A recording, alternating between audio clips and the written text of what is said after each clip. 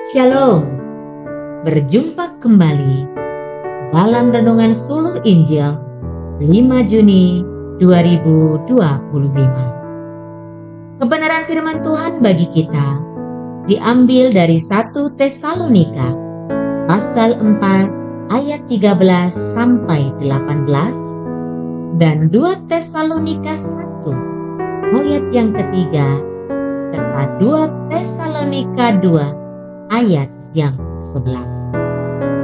Demikian bunyi nas firman Tuhan.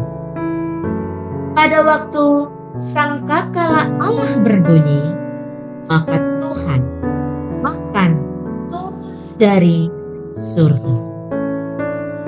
Renungan kita berjudul Pengangkatan ke Surga. Saudara yang terkasih, Rasul Paulus menghibur jemaat Tesalonika tentang hari kedatangan kembali Yesus Kristus dalam kemuliaannya untuk menegakkan kerajaannya di muka bumi. Orang-orang percaya yang hidup dalam kasih dan keadilan Allah akan mendatangkan kelegaan. Tetapi saat yang sama, orang-orang yang meniadakan kasih dan keadilan akan mengalami kesusahan besar. Itulah kasih dan keadilan Allah. Rasul Paulus menyebutnya sebagai pembalasan Allah, di mana Tuhan secara pasti menang atas kejahatan. Lantas, bagaimana seharusnya orang Kristen menjalani hari-hari ini? Mari kita renungkan. Yang pertama, orang-orang percaya yang masih hidup didorong untuk berdoa sungguh-sungguh dan menantikan hari kedatangan itu dengan kesabaran.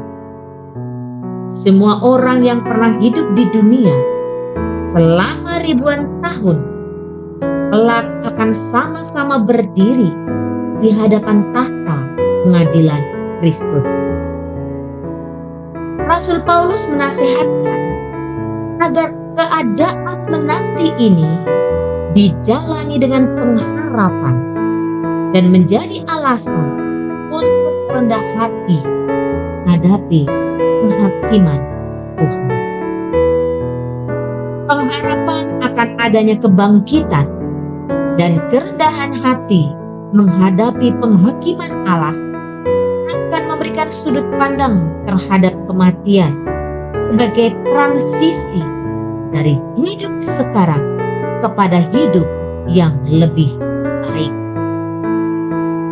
Cara kita memandang kematian ini menyatakan kualitas iman kita sebagai orang Kristen.